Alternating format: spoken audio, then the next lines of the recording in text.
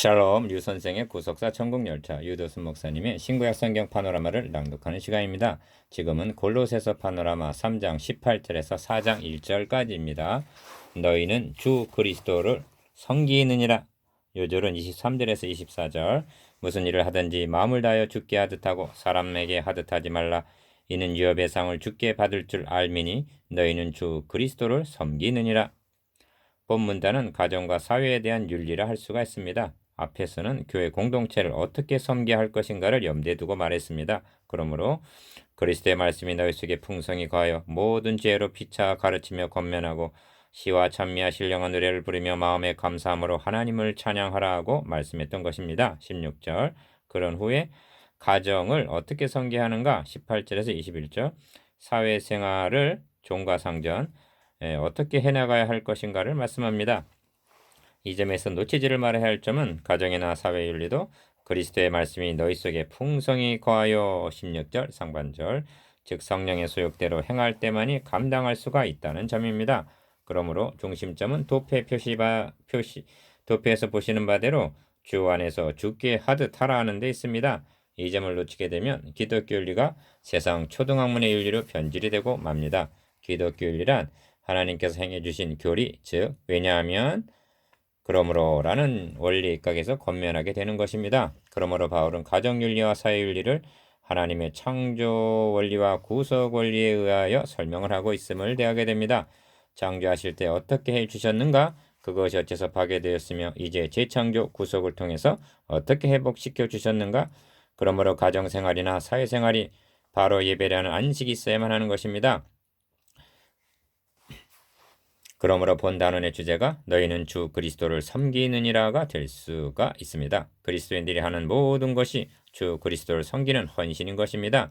이를 두 단원으로 나누어 상고하겠습니다. 첫째 단원 18절에서 21절 주 안에 있는 가정, 둘째 단원 22절에서 3장 22절에서 4장 1절 주께 하듯 하라. 첫째 단원 18절에서 21절 주 안에 있는 가정, 아내들아 남편에게 복종하라. 이는 주 안에서 마땅하니라. 18절 1. 바울은 가정윤리를 부부관계로부터 시작합니다. 어찌하여 부모와 자녀 문제로부터 시작하지 않고 있는 것일까요? 이것이 창조 원리의 순서이기 때문입니다. 하나님께서는 먼저 부부를 짝지어 주셨습니다. 그들을 통해서 자녀가 태어나게 하시고 자녀 양육을 부탁하셨던 것입니다. 2. 기탄 없이 말씀을 드린다면 하나님의 창조사역에 있어서 가장 큰 공을 들이신 사역은 아담에게 하와를 짝지어 주신 사역이라 할 수가 있습니다. 다른 것은 말씀만으로 가능하였습니다. 또한 아담은 흙으로 지으셔서 생기를 불어 넣으심으로 만드셨습니다. 그런데 아담의 신부인 하와는 기어 아담을 깊이 잠들게 하시고 갈빗대 하나를 취하고 살로 대신 채우시고 그 갈빗대로 여자를 만드셨다고 말씀하고 있기 때문입니다. 창세기 2장 21절에서 22절. 왜 이런 방도를 하셨을까요? 이 창조 원리를 통해서 구속의 원리를 계시하시기 위해서였던 것입니다. 그러므로 아담에게 신부를 짝져 주신 이 원리가는 그리스도와 교회와의 관계를 가장 적절하게 설명을 해주고 있는 것입니다. 그러니까 하나님의 구속사역에 있어서도 그리스도의 신부를 지으시기 위해서 가장 큰 일을 하셨다는 말씀이 되는 것입니다. 바울은 이 원리에 입각해서 부부관계를 권면하고 있는 것입니다. 3. 아내들아 남편에게 복종하라 하십니다. 18절 상반절. 어찌하여 아내에게 먼저 권면하고 있는 것일까요? 그리고 복종을 하는가? 이는 아담이 먼저 지음을 받고 이와 하와가 그 후에 아담이 꾀임을 보지 아니하고 여자가 꾀임을 보아 죄에 빠졌음이니라를 생각했기 때문일 것입니다. 디모데전서 2장 13절에서 14절. 4.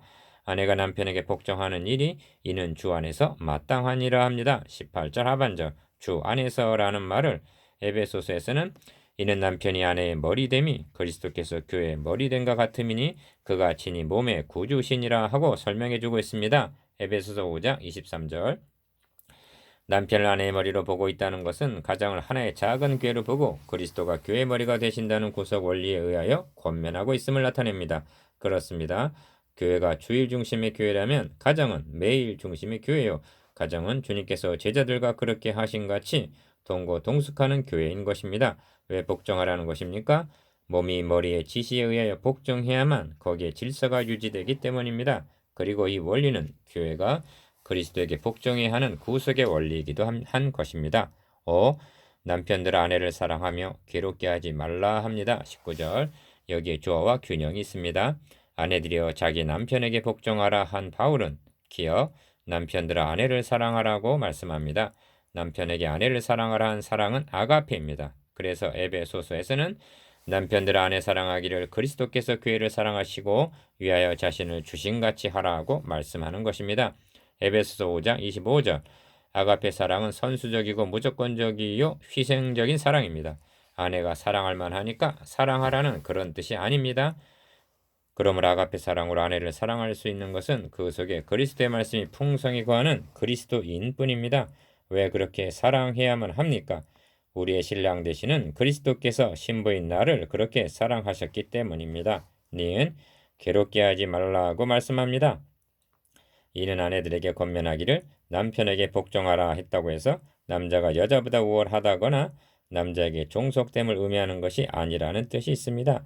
이는 가정이라는 공동체 역할과 질서를 유지하기 위해서 필요한 것입니다. 이후 하나님을 아버지 남성으로 부르기를 거부하는 여권 운동가 입장에서는 이 성경적인 윤리의 이론을 제기하는지 모르겠습니다. 그렇다면 묻습니다. 그렇게 해서 당신들에게 돌아갈 유익이 무엇인가? 이렇게 놓은 업적이 무엇이냐 하고요. 하나님의 창조 원리, 구속의 원리를 거부한 결과는 세 쌍 중 한 쌍이 이혼을 한다는 가정의 파괴만을 초래했음이 현실이 말해주고 있습니다. 왜 그들이 갈라서게 됩니까? 복종과 사랑을 모르기 때문입니다. 달리 말하면 자기 중심적이기 때문입니다. 타락의 본성이란 자기를 사랑하며 돈을 사랑하며 한 디모데후서 3장 2절 자기중심, 물질중심이 되고 만 것입니다. 부모와 자녀. 자녀들아 모든 일에 부모에게 순종하라. 이는 주 안에서 기쁘게 하는 것이니라. 20절 1. 자녀들에게도 같은 원리에 의하여 부모에게 순종하라고 말씀합니다. 부모에게 효도하고 순종하라는 것은 다른 종교와 세상 윤리에서도 가르치는 것입니다. 그렇다 해도 기독교 윤리를 이와 동일시해서는 아니 됩니다. 이를 차별하기 위해서 바울은 주 안에서라는 말씀을 첨부하고 있는 것입니다. 에베소서에서도 자녀들아 너희 부모를 주 안에서 순종하라 이것이 옳으니라 합니다. 에베소서 6장 1절 2. 그렇다면 주 안에서가 어떤 의미가 있는가? 성경은 기억 너의 부모를 공경하라 그리하면 너의 하나님 나 여호와가 너에게 준 땅에서 너의 생명이 길리라 하십니다. 출애굽기 20장 12절 또 말씀하기를 니은 너는 셋머리 앞에 일어서고 노인의 얼굴을 공경하며 너의 하나님을 경외하라 나는 여호와니라 하고 말씀합니다. 레위기 19장 32절 이 말씀을 음미해 보면 노인 공경과 하나님 경외를 한 문장에서 함께 다루고 있음을 보게 됩니다. 창조 원리로 보면 부모란 하나님 대리자로 세우신 자요 가정의 대표자며 제사장으로 세움 받은 자인 것입니다. 이것이 타락으로 인하여 역기능적이 된 데 문제가 있는 것입니다. 구원이란 파괴된 이 기능들을 다시 회복하는 운동인 것입니다. 그러므로 하나님을 아버지라 부르는 자는 눈에 보이는 아버지에게도 순종하는 자입니다. 부모의 권위를 무시하게 되면 결국 하나님의 권위도 인정하지 않게 된다는 뜻이 이 교훈 속에는 담겨져 있는 것입니다. 그래서 바울은 말세의 징조로 부모를 거역하며를 디모데후서 3장 2절 들고 있는 것입니다. 이것이 주 안에서라는 말씀 속에 함축되어 있는 뜻입니다. 3. 아비들아 너희 자녀를 경록히 말지니 낙심할까 함이라 21절라고 합니다. 경록히 말라는 뜻은 자식을 소유물처럼 취급하여 난폭하게 대하는 것을 뜻합니다. 그렇게 되면 어린 자식이 낙심할까 함이라 합니다. 좀 기이한 표현이라 여길 만합니다. 그런데 성도들을 실족시키는 것이나 자녀를 낙심시키는 것을 동일한 것으로 보고 있는 것입니다. 낙심이란 무기력한 인간으로 만든다는 뜻입니다. 무슨 말인가? 하나님은 자기 백성 자기 군사를 그 가정에 위택하여 양육하고 훈련시키게 하셨는데 그를 아무 쓸모없는 무기력한 군사로 만들까 함이라는 그런 뜻입니다. 4. 하나님은 태초에 한 가정을 세우셨습니다. 기어 그것은 가정이자 곧 교회였던 것입니다. 사탄은 그 가정을 공격했고 파괴해버린 것입니다. 하나님을 사랑하며 이웃을 사랑하도록 지음받은 존재가 형 가인이 아우를 죽이는 사탄의 도구로 전락하고 말았던 것입니다. 니은 언제나 사탄의 공격 목표는 가정이자 교회임을 명심해야만 합니다. 그러므로 홍수 심판에서 유일하게 남게 된 노아의 8식구를 노아의 개인 가정이 구원을 얻은 양 말해서는 아니 됩니다. 그렇게 되면 하나님의 나라 건설은 실종이 되고 마는 것입니다. 노아의 가정은 지상에 남게 된 유일한 하나님의 교회요 거룩한 씨가 번성해야 할 그루터기였던 것입니다. 그러나 그 후손들은 바벨탑을 쌓음으로 하나님을 대적했습니다. 5. 이런 맥락에서 볼 때 하나님께서 내가 하리라 하고 시작하신 창세기 3장 15절 구속사역이란 다름이 아닌 회복의 역사인 것입니다. 주 안에서 부부관계가 회복이 되고 주 안에서 부모와 자녀의 관계가 회복이 되고 주 안에서 하나님과의 관계를 회복하시려는 회복의 운동인 것입니다. 요셉은 꿈에 보니 해와 달과 열한 별이 자기에게 절하더이다 하고 말합니다. 아버지가 해라면 어머니는 달이요 자녀들은 별들이라는 것입니다. 이를 확대하면 하나님은 해요, 교회는 그 빛을 반사하는 달이요, 성도들은 밤하늘에 반짝반짝 빛나는 별들과 같은 존재라는 것입니다. 하나님께서는 가정과 교회를 해와 달과 별들이라는 작은 천체로 보고 계시는 것입니다. 회복된 가정들이 모여서 교회가 되고 모였던 교회들은 훈련을 받고 섬기기 위해서 또다시 가정으로 직장으로 파송을 받게 되는 것이 하나님 나라 확장 운동입니다. 그러므로 하나님 나라는 교회뿐만이 아니라 가정에도 임하여 있어야만 하는 것입니다. 이것이 주 안에 있는 가정입니다. 둘째 단은 22장 둘째 단은 3장 22절에서 4장 1절 주께 하듯 하라. 종들아 모든 일에 육신의 상전들에게 순종하되 사람을 기쁘게 하는 자와 같이 눈가림만 하지 말고 오직 주를 두려워하여 성실한 마음으로 하라. 22절 1. 종들아 합니다. 여기서 종들이란 당시의 노예들을 가리킵니다. 그러니까 현대교회는 모든 직장인들에게 적용이 된다 하겠습니다. 기억, 육신의 상전들에게 순종하라 합니다. 니은, 사람을 기쁘게 하는 자와 같이 눈가림만 하지 말라 합니다. 디귿, 두려워하여 성실한 마음으로 하라 합니다. 그리스도인들은 어찌하여 육신의 상전들에게 순종하고 눈가림을 해서는 안 되고 두려워하여 성실한 마음으로 해야만 하는가? 에베소서에서는 종들아 두려워하고 떨며 라고 말씀하고 있습니다. 에베소서 6장 5절. 당시의 노예들은 그렇지 않아도 늘 두려움에 떨고 있던 자들입니다. 그런데 어째서 두려워하고 떨며라고 말씀하고 있단 말인가? 여기서 말씀하는 두려움은 공포의 두려움을 가리키는 것이 아닙니다. 당시 노예 계급은 가정교육이나 사회교육을 제대로 받지를 못한 자들입니다. 그러한 노예들이 예수 그리스도를 믿음으로 말미암아 하나님의 자녀들이 되는 특권을 누리게 된 것입니다. 다시 말하면 하나님께서 양자로 입적시켜 주신 것입니다. 그러므로 두려워 떨며라는 뜻은 나로 인하여 하나님 아버지의 거룩하신 이름과 가문의 욕을 돌리게 될까 보아 이 점을 두려워하고 떨라는 말씀입니다. 3. 그러므로 무슨 일을 하든지 마음을 다하여 주께 하듯 하고 사람들에게 하듯 하지 말라 하는 것입니다. 23절 베드로 사도도 기억, 사완들아 범세 두려움으로 주인들에게 순복하되 선하고 관용하는 자들에게만 아니라 또한 까다로운 자들에게도 그리하라고 권면합니다. 베드로전서 2장 18절. 어찌하여 그리스도인들은 이렇게 해야만 하는가? 니은 내가 이방인 중에서 행실을 선하게 가져 너희를 악행한다고 비방하는 자들로 하여금 너희 선한 일을 보고 권고하시는 날에 하나님께 영광을 돌리게 하려 함이라 합니다. 베드로전서 2장 12절. 이런 마음과 정신으로 육신의 상전들을 섬긴다면 그것은 다름이 아니라 주께 하듯 하는 것이지 사람에게 하듯 하는 것은 아닌 것입니다. 그러므로 디귿 너희는 주 그리스도를 섬기느니라 하는 24절 하반절 본 문단의 주제로 귀결이 되는 것입니다. 에베소서에서는 그리스도의 종들처럼 마음으로 하나님의 뜻을 행하여 하고 에베소서 6장 6절 이것이 하나님의 뜻을 행하는 것이라고 말씀하고 있습니다. 반면 이렇게 하려면 다른 사람들보다 얼마나 힘들고 더 고달프겠습니까?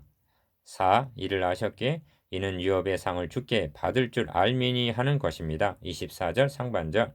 다시 말하면 내 이름과 명예를 위하여 얼마나 수고가 많았느냐 친히 저희 눈에서 모든 눈물을 씻어 주시면서 그 보상을 주심이 해 주시겠다는 말씀인 것입니다. 그러면서 이렇게 격려합니다.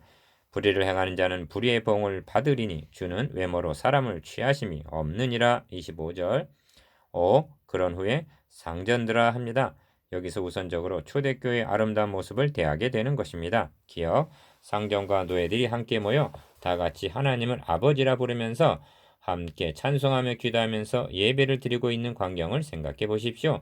이것을 가능케 한 것은 그는 우리의 화평이신지라 둘로 하나를 만드사 중간에 막힌 담을 헐어버려 주셨기 때문입니다. 에베소서 2장 14절. 하나님과 죄인 사이에 막힌 담을 헐어버리셨습니다. 그리고 사람과 사람 사이, 상종과 노예 사이의 담도 헐어버리셨던 것입니다. 그렇습니다. 거기는 헬라인과 유대인이나 할례당이나 무할례당이나 야인이나 스구디아인이나 종이나 자유인이 분별이 있을 수 없나니 합니다. 3장 11절.